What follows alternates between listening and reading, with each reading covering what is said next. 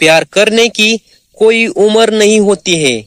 हे वाक्य आपण अनेकदा सिनेमात ऐकतो, पण कधी कधी या वाक्याला इतकं विकृत वळण लागतं की त्याने नातीच अर्धवट संपुष्टात येतात. आणि मंडळी, आज मी तुम्हाला एक अशीच घटना सांगणार आहे जिच्यावर विश्वास ठेवणं देखील अवघड वाटतं. ही गोष्ट आहे उत्तर प्रदेशच्या बदायूं जिल्ह्यातील एका शांत गावाची. इथे राहतो सुनील कुमार, एक साधा कष्टाळू ट्रक ड्रायव्हर. रस्त्यावर धूळ फाकत तो आपल्या बायको विमला, मुलगा सचिन साठी घाम गाळत असे. घरात पैसे पाठवणं, आवश्यक गरजा भागवणं एवढंच त्याचं जगणं. पण सुनीलच्या या दुराव्याचा फायदा कोण घेणार आहे याचा त्याला स्वप्नातही अंदाज नव्हता. विमला दिसायला ठीकठाक, वय सरत असलं तरी चेहऱ्यावर अजूनही तरुणपणाची छाप. घरात एकाकीपणा वाटायला लागल्यावर विमलाने एकतर्फी रस्ता पकडला.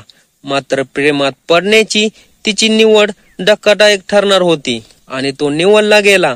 शैलेंद्र उर्फ बिल्लू, विमलाच्या स्वतःच्या मुलीचा सासरा. हो, बरोबर ऐकलं, शैलेंद्र. गावात थोडा बेफिकीर म्हणून ओळखला जायचा. त्याच्या डोळ्यात नेहमी एक वेगळी चमक असायची आणि विमलानेही ही चमक हेरली. हळूहळू दोघात मैत्री वाढली. एकत्र गप्पा, चहापाणी, मदतीच्या नावाखाली जवळीक वाढली. नातेवाईक आहे, कोण संशय घेईल असा दोघांनाही निष्काळजी विश्वास. सुरुवातीला सगळं गुपचूप होतं, पण हळूहळू शेजाऱ्यांनाही काहीतरी गडबड असल्याची जाणीव व्हायला लागली. रात्री उशिरा शैलेंद्र विमलाच्या घरात शिरायचा आणि पहाटेच्या अंधारात निसटून जायचा.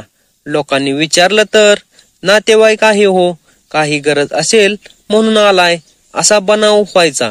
मात्र ज्याचं वर्ज प्रेमाचं अंतिम दृश्य अजूनही लिहिलं जाणं बाकी होतं. मात्र या वर्ज प्रेमाचं अंतिम दृश्य अजून लिहिणं बाकी होतं. एक दिवस अचानक घरात गडबड उडाली.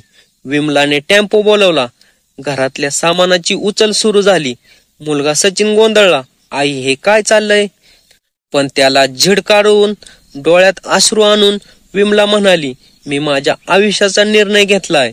टेम्पो भरला गेला आणि विमला आपल्या मुलीच्या सासऱ्याबरोबर घर सोडून पळून गेली. हो मंडळी, जिच्यासाठी सुनीलने रात्रंदिवस रस्ता फोडला, जिच्यासाठी मुलगा स्वप्न विणत होता, विमला त्याचं सर्वस्व घेऊन पळून गेली. साधं पळणच नाही, बरोबर घेतलं घरातलं सोनं, रोख पैसे आणि दागिने. या घटनेने गावभर एकच खळबळ उडाली. गावकरी दंग, चर्चेला विषय मिळाला. हे कसं शक्य आहे? आईनेच असं केलं, जावायसारख्या व्यक्तीबरोबर. लोकांच्या डोळ्यात चीड, ओठात कुजबूज आणि घराघरात केवळ विमलचंच नाव. शेजारी राहणाऱ्या हर्षकुमारनं उघड केलं की रात्री शैलेंद्र घरी यायचा, सकाळी गुपचूप निघायचा. आम्हाला संशय यायला उशीर झाला. सुनील जेव्हा घरी परतला, त्याला कोरडं घर आणि जळजळीत सत्य समोर उभं राहिलं. आपली पत्नी, आपला संसार, आपलं कुटुंब सर्व गमावलेलं. डोळ्यात अश्रू वाहत नशिबाला दोष देत तो पोलीस स्टेशनला धावला. FIR दाखल केली. पत्नी विमला आणि व्याही शैलेंद्र विरोधात. क्षेत्राधिकारी KK तिवारी यांनी घटनेचा तपास सुरू केला. पुरावे जमा होत आहेत. चौकशीनंतर योग्य कारवाई केली जाईल असा दिलासा दिला गेला. पण मंडळी, या घटनेमुळे अनेक गंभीर प्रश्न उभे राहतात. आज प्रेम इतकं विघटक झालंय, वयाचं नात्याचं भान हरवतंय. केवळ शरीर सुखासाठी पैसा की भावनिक उणीव. स्त्रियांना बऱ्याचदा बंधनात ठेवण्यात येतं. त्यांच्या स्वतःच्या भावना, हक्क यांचं दडपण होतं. तेव्हा कोणीतरी त्यांना थोडंसं समजून घेतं, भावना ऐकतो. तेव्हा त्या व्यक्तीकडे त्या आकर्षित होतात आणि मग अशा विकृत संबंधांना जन्म मिळतो. शेवटचा प्रश्न, आपण कुठे चुकतोय? कुटुंबात संवाद नाही, भावनिक आधार नाही, एकमेकांना समजून घेणं नाही आणि या सगळ्यांचा फायदा घेणारे, नात्यांना कलंक लावणारे विकृत प्रेम संबंध फोफावतात. जर वेळेत संवाद साधला गेला असता तर आज सुनीलचं कुटुंब उद्ध्वस्त झालं नसतं.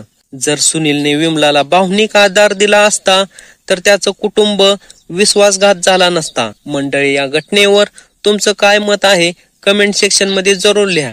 या प्रकारच्या धक्कादायक आणि वेगवेगळ्या नवनवीन घटना पाहण्यासाठी आपल्या चॅनलला सबस्क्राईब करा.